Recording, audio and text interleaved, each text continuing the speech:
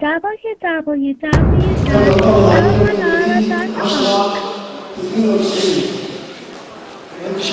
المسخرون الموقع عليه يوم 31/10/92 تم الإغراء عليه بعد عام أخذ رهينة. ولكن المسألة ما عادش تمت مسألة السجن انتقل إلى رحمة الله، انتقل، واللي خرج واللي ما زال الآن. نحن قرينا مسألة المصالحة والدولة فاتحة باب المصالحة، ونحن نعرف المصالحة تبدأ من أول درجة. إذا كان بدأنا بالمصالحة كما يقولون فكيف نصالح وأخواننا موجودين في السجون محكومين براءة يعانون من أمراض؟ يا أخي قلنا المحكومين براءة يعانوا من الأمراض باش نبدأ نحن بالمصالحة حتى نحس بالطمأنينة، الموجودين براءة محكومين من 2 ومن 3 سنين موجودين محكومين براءة. ما مشي إذا كان موجودين عندك محكومين براءة تقدر تنتقل لهم وتخرج عليهم، موجودين إلى الآن ولم يخرج عنهم بعد يخرج يعانوا من الأمراض لكي يكون عالة على أهلهم. هذه مسألة. المسألة الثانية، نحن بعد أن خرجنا من السجن وتمينا في الحياة واندماج المجتمع تمينا نعاني من مأساة. المأساة الأولى إلى الآن عندنا أبناء ممنوعين أنهم يسجلوا بالسجل المدني، ممنوعين أنهم يقروا في المدارس اللي ملك الدولة. عندي أخي مضروب يعاني من شبه جلطة، ممنوع جواز سفر ياخذه ويمشي عالج. والمسألة الأخرى تمن علينا ضغوطات أمنية لأسباب أخرى لا لشيء. أصبح الآن أنا كنت نملك مصنع ألمنيوم، أصبح يجيني أحد أعضاء الأمن الداخلي يطلب مني تمويل بيته من ألمنيوم ويطردني ما يعطينيش حقي. والأشخاص موجودين، أنا لما أتكلم على كلام مستعد أن يلتزم أي شخص، لكن نضمن حقوقي بالضبط، تضمن لي حقوقي، ما نجيش نذكر اسمه وبعدين نلقى تهمة أمامي ملفقة. أنا شخصيا 7 سنوات لم يحقق معي أبدا إلا بطاقة تعارف، وبطاقة التعارف أنا مستعد أتحدى جميع حقوق الإنسان يجوا يقروا عليك أمانة. أنت صليت، أنت مشيت المسجد. يا أخي أنا نشأت في بيت إسلامي، نشأت في بيت باتي يوم الجمعة ياخذني معاه للمسجد، نشأت في بيت باتي يقول لي صليت وما صليتش، نشأت في بيت باتي يعطيني محنة من دراهم لما نصلي يوم الجمعة. إذا كان تسأل فيا على الصلاة معناها أنت ما تصليش؟ هل هي تهمة الصلاة؟ هل هي تهمة أنك أنت مشيت للمسجد أو ما مشيت للمسجد؟ أنا نشأت في أسرة تسأل فيا عن علاقتي مع الله سبحانه وتعالى، نشأت في بيتي يوريني في الحلال والحرام، كنت نخشى إني نمشي نعتدي على مال غيري، مش يجيني شخص في حالة إني أنا سجين وخويا سجين وخويا الآخر سجين والآخر طريق، وتجي تدخل للعمل اللي قايم به والشهود أجانب. الأجانب ما باش ياخذ حقه، قال لي إذا كان هذا قرب للبيت بتاعي وما باش يعطيك بحقه أنا مسامحه في أجرتي.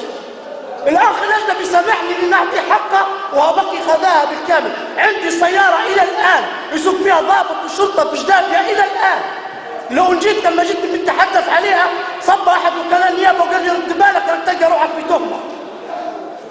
سبحان الله، نلقى روح بتهمة. إذا كنت تكلمت على حقي نبغوا طمأنينة، نبغوا فعلا نبغوا دستور يثبت لي حقي، باش لما لا يجيني العسكري في بيتي يجيني لا عندي حق. أنا عندي أبناء جايين من بريطانيا لهم الآن 4 سنوات، يوم 16/6 في 86 بعد نداء الدكتور سيف الإسلام. أول ما دخلوا للمطار سحب منهم جواز السفر، وإلى الآن لم تثبت هويتهم. عندي تقارير قدمت لجميع الجهات، ما فيش جهة مسؤولة ما رسلت برسالة عن طريق الإنترنت. موجودة عندي رسالة من جميع الجهات خطبتهم. الجهة الأولى إلى مكتب الشعب الليبي في لندن لأنهم جايين من لندن لأنهم هم اللي سرقوا لهم الوثائق. الجهة الثانية أمانة اللجنة الشعبية العامة. الجهة الثالثة أمين الشؤون الخارجية. الجهة الرابعة أمين الشؤون القانونية لحقوق الإنسان. الجهة الخامسة مؤسسة القذافي الخيرية. لم جدوى نجدها حتى الآن، حتى الساعة هذه مسحوبات منهم أوراقهم اللي مفروض يمارسوا بهم حياتهم. وللأسف أحد الأبناء يدرس في الثانوية وهو مولود في لندن، خاطب عن طريق الانترنت الخارجية البريطانية، ابعثتنا وثيقة فورية قالوا له تعال إلى بريطانيا في أي لحظة. بهذه الكيفية حتنزع مني الوطنية. حببني في وطني، حببني لما نرى القطران يتقلع من اي شخص انت علم في داخلي. انتم وصلتونا لمرحله ان الشخص يسرق في مخبط الخزان باش يبيعها، نزعت منه الوطنيه بسبب المساءه، يعني كملتم سلمتم اشخاص، اعطيتم جهات مختصه لاغراض شخصيه. والله لدي ما يثبت ان كانت هناك ضمانات. عندي احد اشقائي قام بملف احد الاشخاص في امانه الصحه لخلص الاموال دخول ادويه مضروبه، استدعوا الامن الداخلي خارجي وهددوه، استدعوا الامن الداخلي وحجز لمده شهر مقابل انه يسلم الملف بتاعه اللي يتهم الاشخاص هذول اياه بدون تهمه، بدون تهمه. حببني يا اخي، انا خاطب من هذا المكان اللي نحن لما قرينا في جريده الشمس انها الدوله ارادت المصالحه، نحن نرغب في المصالحه، لو لم نرغب في المصالحه ما اتينا الى هذا المكان.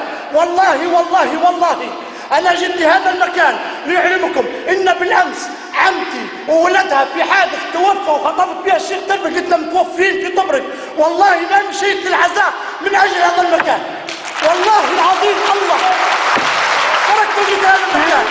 يعني في حادث مأساة بين شباب وطبرق انتقلوا الى رحمه الله. انا ولدتي لما جيت انا خايفه من المأساة اللي عانتها في البيت، تركنا بيتنا 3 سنوات بشهادة الجيران مفتوح الباب، أنت ما يحق لهم يجوا، أنت ما يحق لهم يطلعوا، أنت ما يحق لهم يجوا للبيت يطلعوا. 3 سنوات البيت تركناه مهجور، حتى أحد الجيران جاء وقال يا جماعة البيت أصبح ملعبا للجردان، تركناه نهائي. وللأسف تجي يعني حتى بدون يعني نبغوا خطاب طمأنينة، نبغوا الإنسان لما يمشي بالشارع ما لما يصوب سيارة الحكومة يطمئن. الطمأنينة في الحكومة يا أخي سبحان الله، يجب ياخذوا دورات تثقيفية كيف يعاملوا المجتمع.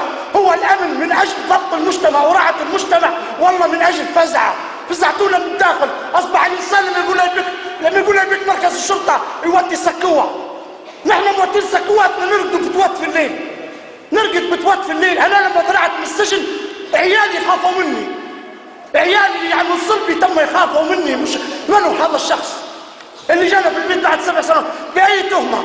والله نتحداهم من هالمكان يجيبوا المحضر الصريح اللي بصمت فيه، أنت صليت، أنت صمت، أنت مشيت الجامع، أنت أخوك سافر، أنت جاء. هذه توبتي نعتقل بها 7 سنوات، ويجيني بعدها تقول لي هاك 1000 أو 2000. يا أخي عرضت لي حياتي عزيزة، نبي حياة شريفة نعيش بها في الوطن، نبي حياة شريفة. أنا كنت في 15/4 في 86 كنت أول من التحقت في القاعدة البحرية في الغارة، لأن هذا كان يمص وطني وشرفي. ما تركتش أول من التحقت وتشهد القاعدة البحرية الآن في المظاهرات. أخي كان اللي مات في السجن كان عامل عمليات الكتيبة السادسة يوم العمليات في الغارة، كان ماسك الكتيبة اللي على المطار يوم الغارة. والله كان ماسك هذا الشيء بدير غادي ماشي يلعب، ماشي يقدم في نفسه من أجل هذا المجتمع. حرام عليكم، حبونا في المجتمع، حبونا في أرضنا. نحن ما نتحدث عن أموال، نتحدث عن شرف، نتحدث عن حياة كريمة، نتحدث عن عزة. حبونا في حياتنا. بالله عليكم، بالله استعذتكم بالذي رفع السماء بغير عمد. هناك رب سيأخذ الحقوق، ولكن نريد أن نعيش بهذه العزيزة، نريد أن نمشي مطمئنين. سألتكم بالله انظروا إلينا بنظرة الرحمن، بعدل أمام الله، ستحاسبون أمام الله. ماذا تقولون عن هذه الدماء؟